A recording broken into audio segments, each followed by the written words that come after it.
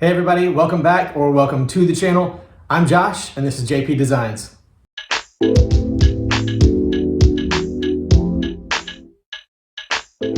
Today we're going to break into phase 2 of my total shop redesign. Last time was phase 1 and it was this cabinet over here. It was a little too tall, a little too wide, so we kind of fixed the dimensions and made it the right height. Now we need to fix this guy. I'm going to put a new top on it, I'm going to empty everything out, and I'm going to put it on wheels so I can use it as an outfeed table. Let's get into it. Now the first thing I need to do is remove this vise and these door panels. The vise should be pretty simple. I made these door panels in 2020, back when I was working from home all the time, by resawing some 2x6s and gluing them up to make these larger panels. And then the hinges are actually homemade too. These are actually inspired from Pirates of the Caribbean. It's just a gravity-fed hinge with a hole and a peg. So I just need to lift these off so I can get access to underneath it and clear out the shelf.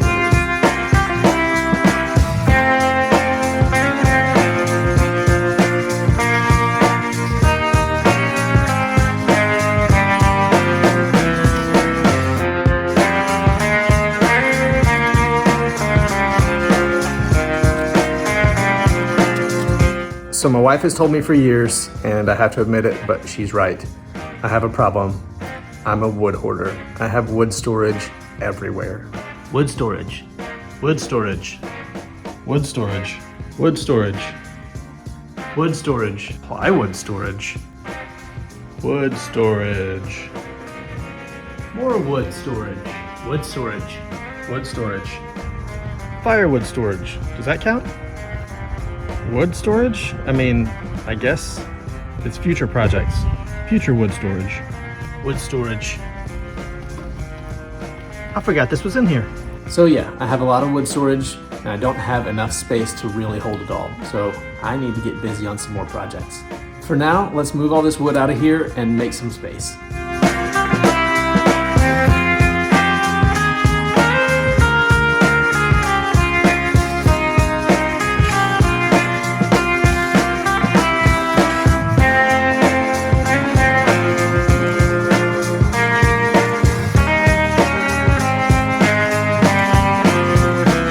So when I made this shelf earlier and this bench, I used a lot of really lazy joinery techniques. Basically just a bunch of screws.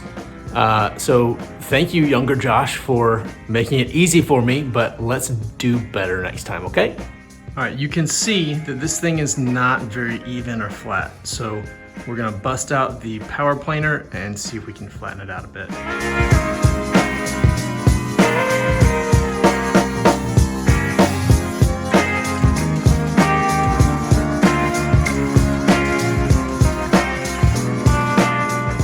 Well, my camera died, so I didn't get to capture all of it. Sorry. But what I did is I ran a few passes going with the grain on a little bit deeper setting just to get the bulk of the waviness down. Then I turned it down to make a lighter pass and I went across the grain, kind of going this way. That way I could make sure that any kind of ridges going with the grain were also taken care of.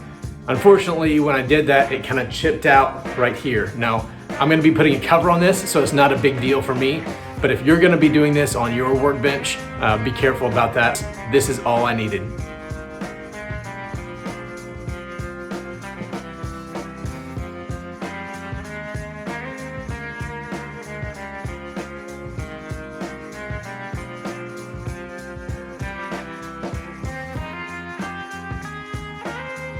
This is not a paid sponsorship, but my wife got me this Win power planer for Christmas, and this is the first time using it, and this thing is awesome. It flattened it out, everything that I needed to do, got the bulk material down, and was able to kind of tune it in so it's mostly flat and stable. So this is a highly recommended product for me. Now, as I mentioned before, we are going to be putting a separate top on this. I got this free table from a friend of mine that wanted to get rid of it, and it is 1.5 inch particle board. So it's not the best quality, but it's good and sturdy and it's flat. That's the key. So this is gonna be an assembly table, an outfeed table, and a workbench for me. So I want this to be a good surface. So I'm gonna take the runners off of this thing, I'm gonna cut it to the right dimensions, and get it ready to put on the workbench. All right, so I had this thought. This workbench is 4 feet long. I was gonna cut that tabletop to the same length to match it up, no big deal. But what I'm actually gonna do is I'm gonna bleed this phase 2 into phase 3 as well. This is gonna be phase 3, this hot mess of an area. There's wood storage underneath there with some tools and fasteners and things up here. I'm gonna rearrange everything there, but what I'm gonna do is I'm gonna make this a 6-foot tabletop to kind of cover that as well. That way I'll have a little bit more to work with. We'll see how this works, but that's the idea. This has a profile on it and we want it flat, so we're gonna cut off the first about 3/4 of an inch.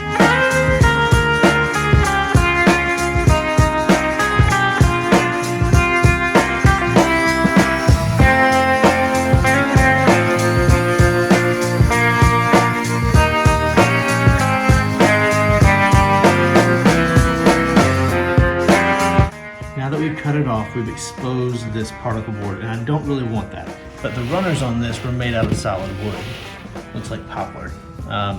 However, it's got this stain on there, so I'm gonna plane that off and glue and staple it to the side so we don't see that particle board.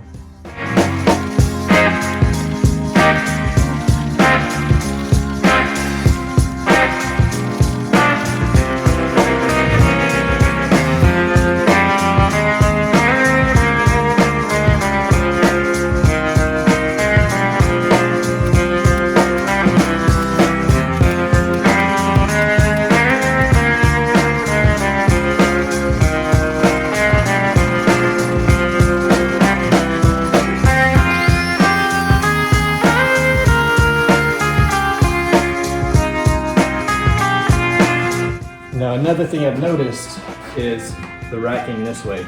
And when I push these apart, you can see little cracks in between the boards start to form. So it needs to be strengthened this way.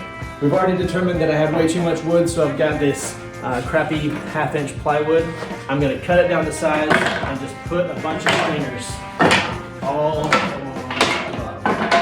That way it'll get some strength and stability, and we won't have to worry about the actual top racking.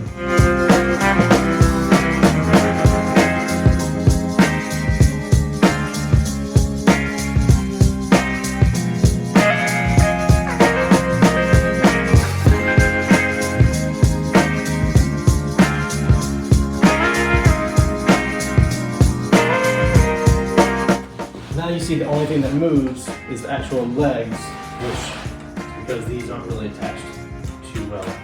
But there's no movement in the piece itself. All right, so here's the situation.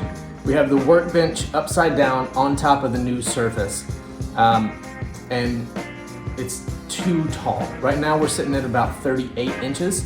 The other workbench is 35 3/8, and the table saw is sitting at right at 35 1/2. So it's about an 1/8 inch shorter than the table saw, which is right where we need it to be, so it can be used as an outfeed table and not impede the workpiece going through. The problem is we want to add these wheels. So these are 2 3/4 inches tall. So that means that we need to have the height of this at 32 5/8. Now, I put these blocks on there to add a little bit of height, but we still need to cut off more. So we need to have this guy about right there. So that's what we're gonna do next. We're just gonna chop off all these legs, get them as even as possible so we can add those wheels on and get it straightened out.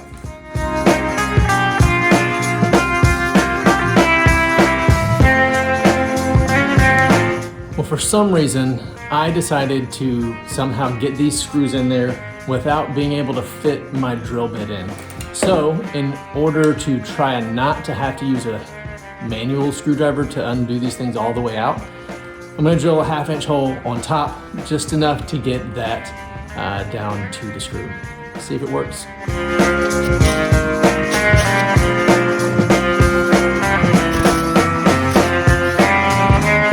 So here's what we've done so far. I tied these two together. I tied those back two together just to keep them from splaying in and out. We want them to be as parallel as possible. This is the critical juncture where we cut the bottom off of the feet. We need to make sure that they are as even as possible so we have a nice level surface and it's not teetering from one side to another. This long level we are going to use as a guide for our circular saw. It is 1.5 inches off from the blade, which is exactly what that guide, the other half of the guide is. So it should be right at the right height. So we'll give it a shot and we'll see how it goes. Hopefully I don't screw this whole thing up. Wish me luck.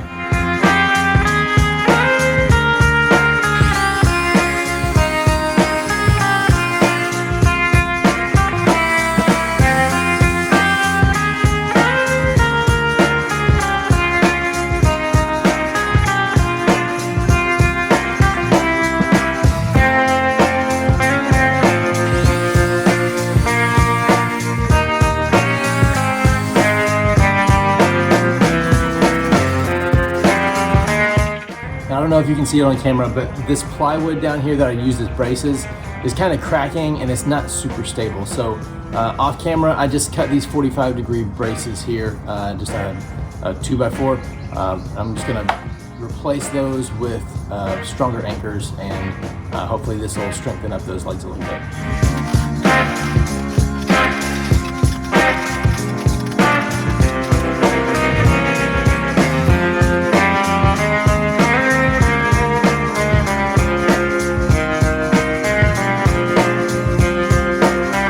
Okay, so now we have a 6-foot long workbench. We just need to secure the top to the bench itself and then figure out what we're gonna do with this space underneath. I've got some ideas, but I'm not quite decided for sure what I'm gonna do. So let's attach the top first and we'll go from there.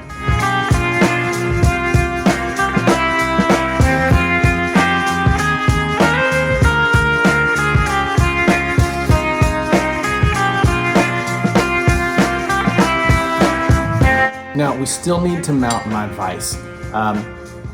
With this new tabletop, there's gonna be a couple of issues. The first one is that when I put it underneath, it sticks up from the top about 1 inch back here. So I need to put probably a 2x4, which is 1.5 inches underneath, and I'll attach this to that. So then the top of the vise will be sitting below the tabletop here. The other issue is that I had these pieces of wood here on the inside of these jaws, just to kind of protect me from hitting this, protect my tools and protect this. And I had 2 3/4 pieces, which cut down on the capacity by 1.5 inches. It was an issue several times. So I'm gonna get some thinner pieces and cut them just to the right size, and have them sticking up from the top here, probably only about 1/4 inch. But that should give me enough clearance to work how I need to, and still protect everything. So let's go from there.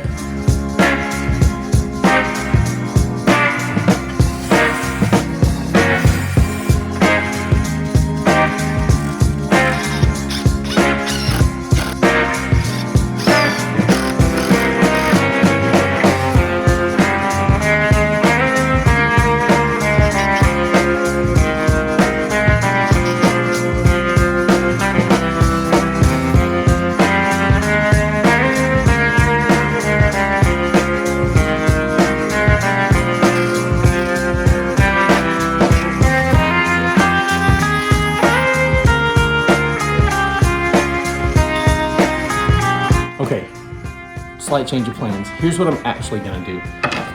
When I cut this, I didn't realize exactly how thin it would be, so screws wouldn't really hold very well in there.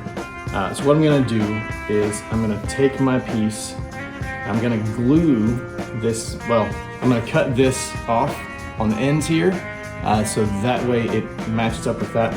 I'm gonna glue this to that piece right there, and then the offcut from the other one I'm gonna put in place behind there and screw all of that straight into the bench to make it a little more secure. And then I'll have this on the other side of the jaw to protect that workpiece and the vise. So slight change of plans, but it will still work.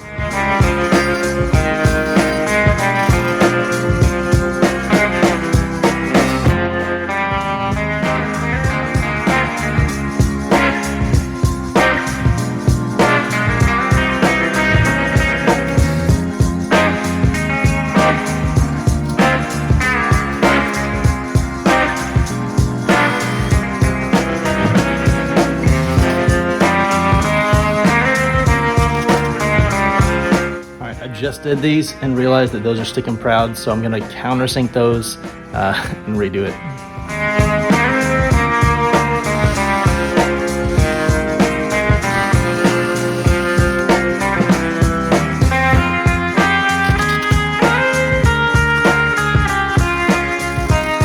I'm gonna try to keep this space reserved for tools.